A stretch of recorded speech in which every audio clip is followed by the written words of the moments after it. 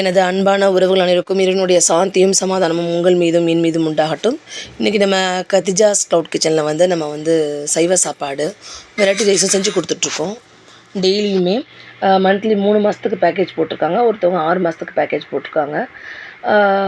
உடல்நல சரியில்லாதவங்க எல்லாமே நம்மள்ட்ட அல்லாஹ்வோட கிருபையில் நல்லபடியாக வாங்கிட்டுருக்காங்க. நல்ல முறையில் தரமான முறையில் வீட்டில் செஞ்சு கொடுத்துட்ருக்கோம்.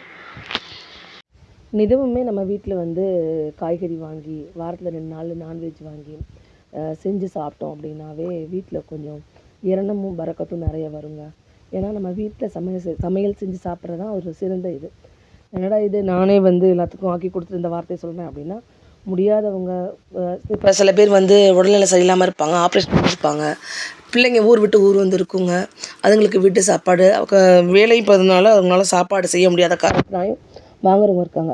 ஆனால் பொதுவாகவே வீட்டில் சமைச்சு நம்ம மளிகை ஜாமான், நம்மளோட காய்கறி ஜாமான்லாம் வாங்கி நம்ம வீட்டில் சமைக்கிறதோடைய பரக்கத்து எங்கேயும் எதுலேயுமே கிடைக்காதுங்க.